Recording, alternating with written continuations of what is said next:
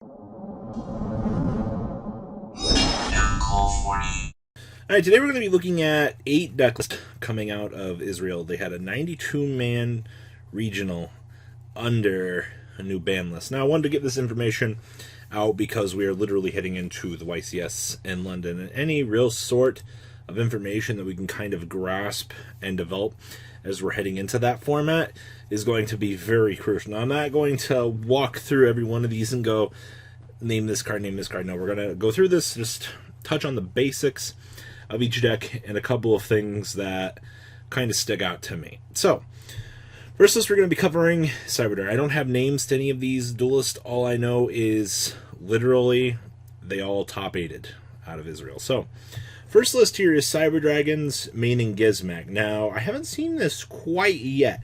I've seen Legionnaire being played in Cyberdragons, but I haven't quite seen them going the route of playing Gizmak. This actually makes sense to me that we would be approaching this now as a diverse option for the deck, because extending even harder with this, I mean, like, you don't really care about your deck being a resource. Everything's a Cyber Dragon anyway, so it's not like it matters. But this is pretty interesting. Outside of that, main decking double super poly instead of triple kind of feels really awkward, but I get where they're coming from.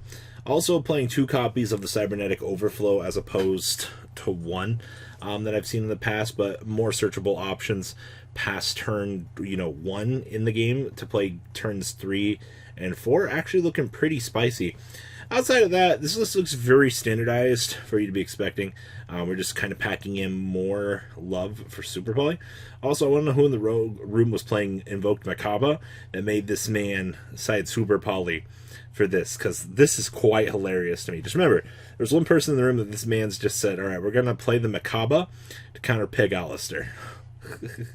Next up, we have the ever so looming Block Dragon BA. Now, we've seen this deck continuously in the past. This deck continues to rear its ugly head. Basically, you just combo through, do rock things with Block Dragon, and then, Orbital Hydrolander, and even the fact that we get to play the Rock Spirit in this I think amuses me most. Basically, what you're looking here, you're looking at a standard-centric combo deck. It's going to go through Burning Abyss. It's going to go through the Block Dragon engine. Block Dragon engine is going to further capitalize. You're going to stick monsters on the field via the effects of dangers. You're kind of just going to do everything. This is basically the definition of heavy monster mash combo in a format like this. So I do think that this is a very good metagame choice. I've just been looking for something like this to abuse Malicious, and finally somebody has done it, and this makes me really happy to see that this deck is still doing something. Now, that being said, we have Sky Strikers. Now, we also saw coming out of YCS Panama a few players messing around with some interesting concepts. This one is playing Dark Ruler No More. Just getting the ability to blink, shut off all monster effects that your opponent might be throwing at you. Very, very snazzy. I do know that there's been a lot more popularity around mind control in the main deck. I honestly think this person should have probably went for it. Also, seeing double jamming waves feels really weird in today's format, but I get what we're going for that. Also, triple shark cannon, by the way, when you really just don't have any other options in today's metagame, that we are doing things like this. So, outside of that, pretty standardized for what I'd be expecting out of this deck. Also, shout out to Amberwell. Seeing more and more play in these Sky Striker extra decks. It's pretty good. Next up, we have Thunder. Now, the thing that sticks out to me about this Thunder list is this Macro Cosmo in the main deck. Now, I know there was a couple of stray lists coming out of a few events that Gray's Top Cut that were playing Macro in the side, but seeing this in the main is kind of weird. Also, shout out to Nibiru. Once again, you've made it into every main deck out there. You're terrorizing every Yu-Gi-Oh player out there, and I wouldn't be shocked to see this card get limited. Outside of that, this Thunder list feels very standard. The strikes feel a little bit out of place, but I mean, when you're literally on Double Colossus Titan, like, the only thing you're fearful of is Super Poly.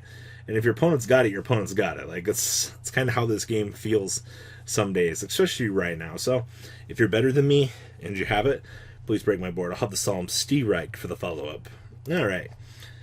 Next up, we have Salad. Now, we're playing triple backup Secretary. So, as long as you control that Cyber's monster, get special summon this from your hand. It's a once per turn to do it this way. This is basically just another Cybers that gives you options to search.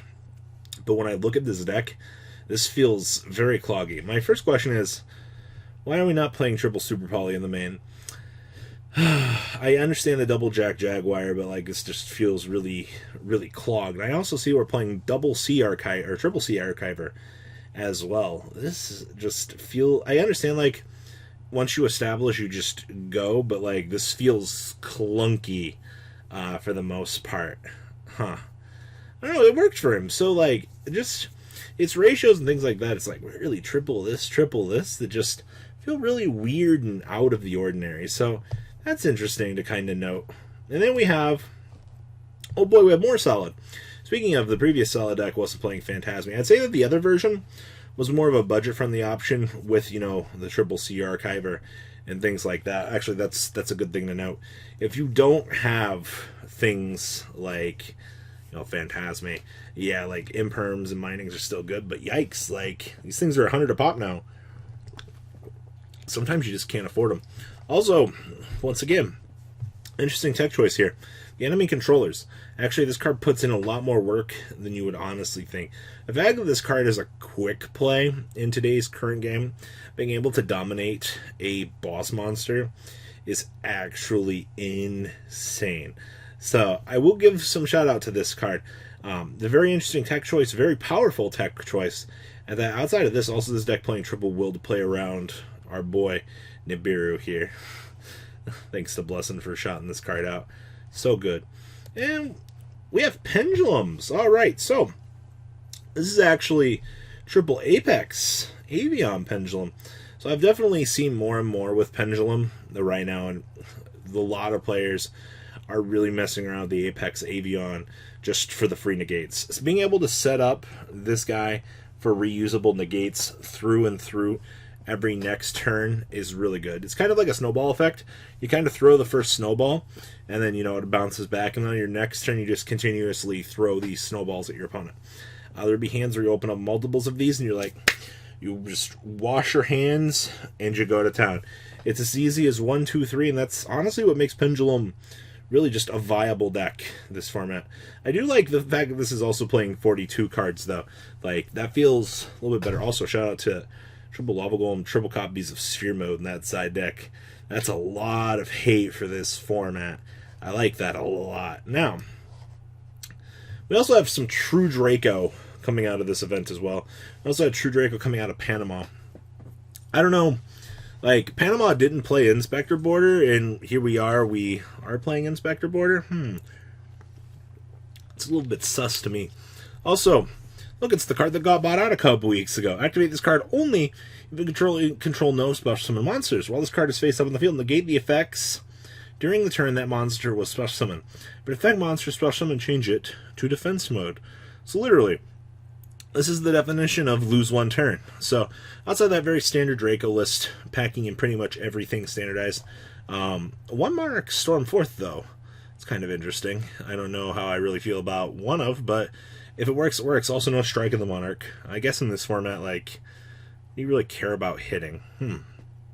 That's interesting. Yeah, but lose one turn, getting a little bit more momentum here.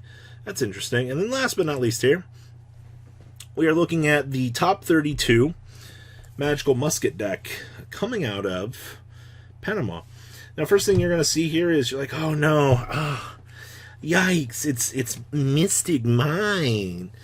I originally saw this, I was like, yeah, this is basically going second Mystic Mine deck. You have Nibiru's, you have the Pancratopsis to disrupt your opponent. This might look really bad on paper, but like, this is pretty good for doing what it wants to do, and it's snap, crackle, and break that board of your opponents, and just cheese win the game. Thank you, Double or Nothing. Actually, thank you, Mystic Mine, for just allowing me to play the game in general. So, not a lot to say about this, but this is pretty spicy, at least for a deck list coming out of the UDS. I'm just saying, like, very interesting card choices here. So, guys, What do you think about these deck lists? Like I said, just some stray information I wanted to get out as we're heading into the next YCS. And, well, I'll catch you guys on the flip side. The ride never, well, truly ends. Thank you, patrons. Without you guys, I don't know what I'd be wearing in these videos. I might be a truffle shuffle incident all over again. Guys, please also check out VanCole40 for some awesome Vanguard content. Some other interesting stuff you might find up here on the left or in the description as well. Thanks for watching.